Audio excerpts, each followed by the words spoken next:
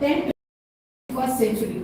And these are not just political trends, and that's why it's very interesting. Not just economic trends, not just social trends. He's talking about technology, it's going to impact, and that's why I think it makes it all the more, because in today's world we are all very confused about what happens. So I'm going to go trend-wise so that we are able to comprehensively speak about this.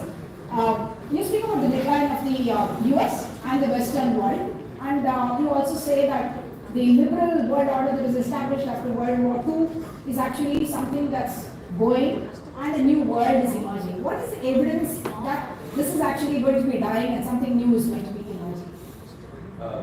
Thank you, Madhav. Between you and Rupati, I am afraid that you will disclose the entire thing.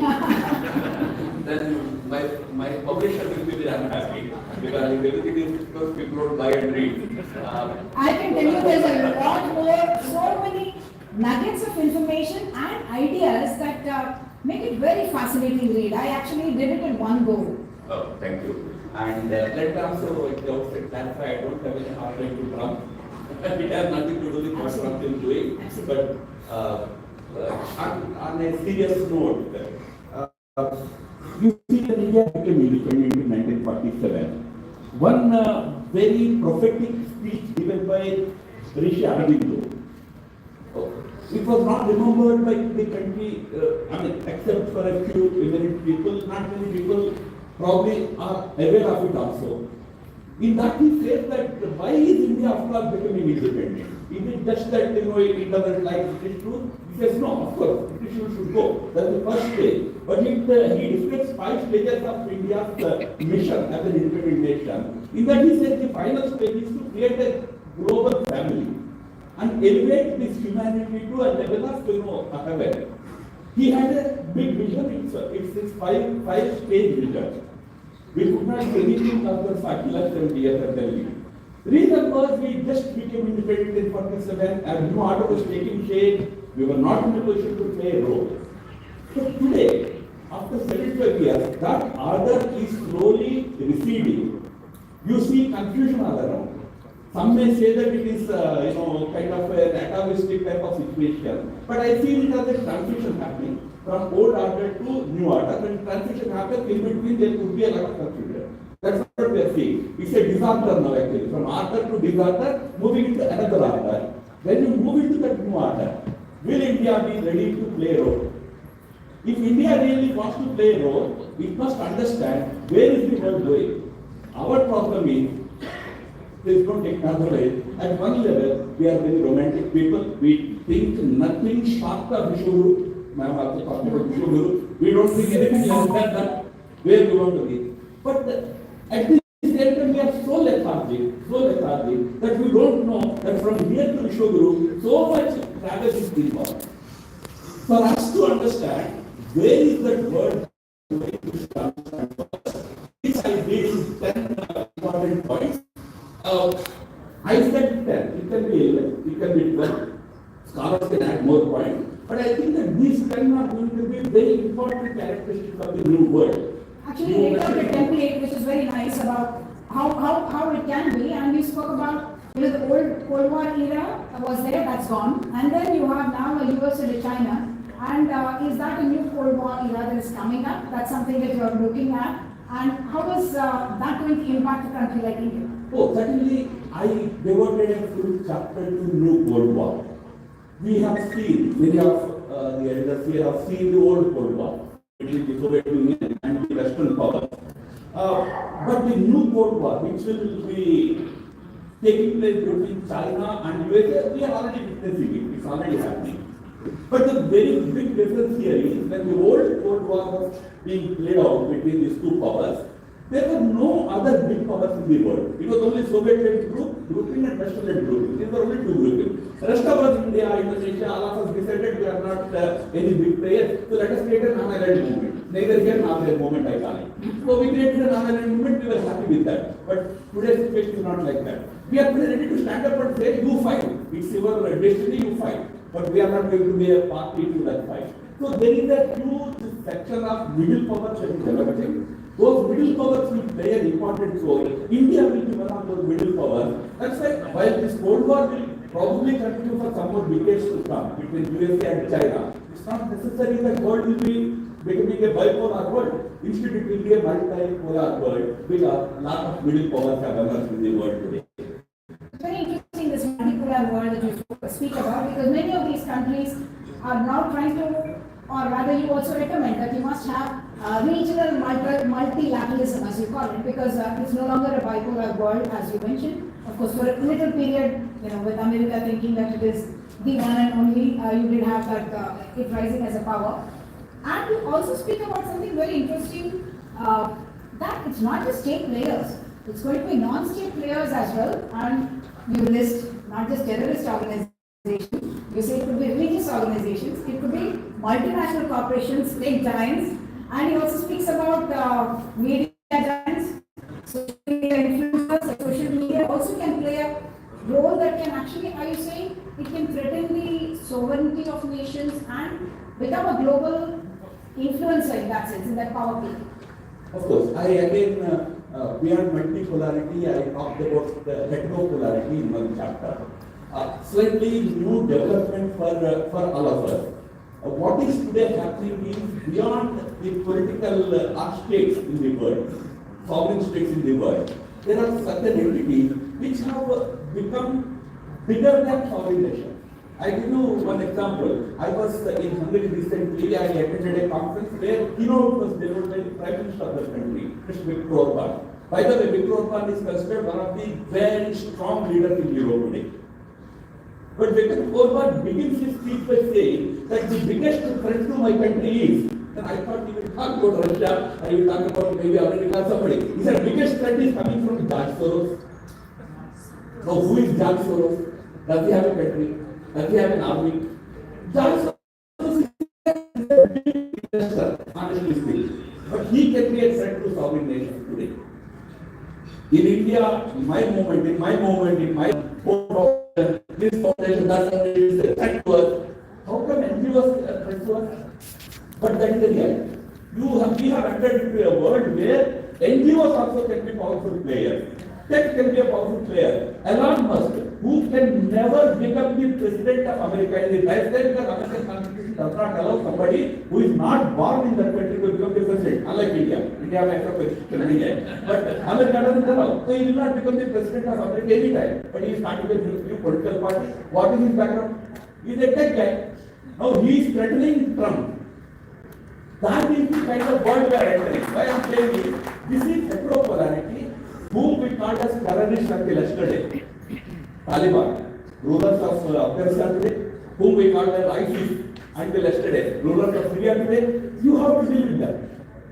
And to understand it, you only deal with probably regional sovereign countries. No longer. We have to deal with the big tech states and important players. I mentioned 5 of them. You said multinationals. In the same way, you said terrorists. Are they equal? No. I am not saying they are equal. But there are 5 different forces that are operational in this new world. Countries have to be prepared to deal with them also. Just one single final line I want to add. India is a very big country. So we don't understand the real threat coming from this country, these forces. Imagine smaller countries. Countries with 10 million, 20 million population. Countries in Africa, which depend on the USA with funnels, channels through NGOs. Suppose those NGOs react, what will happen? The big question that the world will be facing in this new order. Yeah.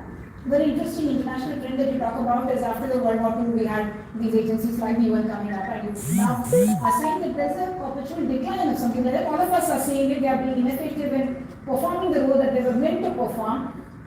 But in today's world, you also feel that you need agencies like that, some kind of maybe an arbiter who can stop wars, tell people that you're wrong, you're right, and it's not just one person who sits in judgment saying who is right and who is wrong or takes sides.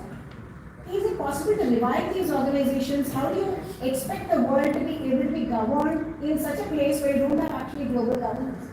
Okay, so I did speak about it in one chapter, about what is going to happen to these multilateral organizations that we created after the Second World War, starting with institutions and so the last one created was in 1995 was what did happen? Are unable to deliver anything that they are intended to deliver. with all due respect, we are here and an expert of differentiations here. They may probably disagree with me, open to that idea of disagreeing with me, but I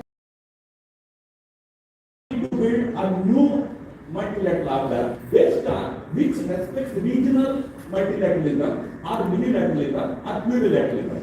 This is going to be the new world in which regional powers, regional groupings will decide the future of the entire humanity. So a different kind of multilateralism should come into being. Now, we are very lethargic people. So we say that, no, why do you say that? Why can't we reform UN? Do you know, the reform effort for UN has been 20 years old. And Mr. Verma will agree with me. Not today. We have been saying that. We fought for a seat at the Security Council as a permanent member. Now, help me. There are 5 permanent members at the United Security Council. 5 have veto powers. As a result, Security Council has become an utterly helpless organization because 4 will want something to happen, 5th fellow will be doing. Nothing happens. Now, you also want to become a permanent member, not we alone. There are 6 others ready to get it. Whenever India gets, you will also get it. One organization with 5 vetoes could not function. One organization with 10 vetoes can function. This will become more determined, more helpful. What we actually need to do is to do everything with veto. So I think the present system would not work. This my view, which I have openly said. 47 resolutions happened on Gaza. 47 at United Nations. Or even more. Also भी एक हो गया. Did war stop? Did anybody listen to them? Dozens on Ukraine, Russia. Does anybody care? Ulta. Netanyahu goes to UN every time. You said full speech of gone into UN and goes back. You are the enemies. Finally, our foreign minister in 2023 went and told the UN, 24, he told on the face of UN that reform are be redundant, get redundant, you will become useless. I think that is the situation. I strongly feel that we need to now seriously think about a new kind of multilateralism. I gave an how multilateralism came into existence. We had a history. That history does not suit the 21st century. The other very interesting thing about when you're talking about powers of the world, you're not only referring to geopolitical powers, but man referred to about the power of technology, how it's going to have an impact. One, of course, is all of us can understand that whoever is a superpower in frontier technologies is going to found not even philosophical, actually, or a futuristic idea having about how the world, we are not governing actually humans probably in the future, but people who are going to be superhumans in that sense because they're also powered by technology and they become what you have called as metahumans at a time in metaverse. Please tell us more about it and why you think that poses new challenges to global power equations. Okay, so I did take into a slightly two answers, I would say, to give some suggestion that probably the era of Homo sapiens which can end at some point, and it will be taken over by tech humans or meta-humans, however you want to call it. Now, meta-humans is known to us through Hollywood movies. When those spaceships come from another planet, you see humans with a lot of machines, wires and attached to it. We always thought that it's all fiction. What we thought as fiction 20 years ago is reality. So what you thought fiction today can be reality 20 years from now. Now, that's where I mentioned, which Rupaji also mentioned earlier. 45,000 years ago, this whole world was full of one human species. They were humans or not. This debate continued until the end of that century. They are called Neanderthals. Then when ended, Homo neanderthals face was taken over Homo sapiens. We are not Homo sapiens today. Why should we think that we are permanent? When somebody was there, from their evolution happened and we came into being, we may go to some other species. That other species taking shape, don't take the other way. Here there will be many people whose hearts are your hearts, but run by a machine, called pacemaker. Some people must be having the pacemaker. Machine is running your heart. What purpose is you to think that tomorrow your powers will be enhanced by machines. It is already happening. There is, I gave a number of examples of how genetics and AI is they came at the crossroads. This intersection of genetics and AI is creating humans who will be many times intelligent and powerful than all of us. Because they are born with new modified genes, genetic modification or genetic manipulation. So we are entering into an era where China produced two kids, which is against the international norm. So the scientists who produced those kids were arrested for 3 years. But nevertheless, the kids are born. They are dead. And they are immune to 72 viruses. Can you imagine? They will get cough, they will get 72 viruses cannot do anything to them. They are only 3 years old now. How do you know what will be their powers when they become 30? When they become 50? Or will they die at 70 or 80 or 90 like most of us die? This is the kind of world where you do not know the biology of the people, the genetic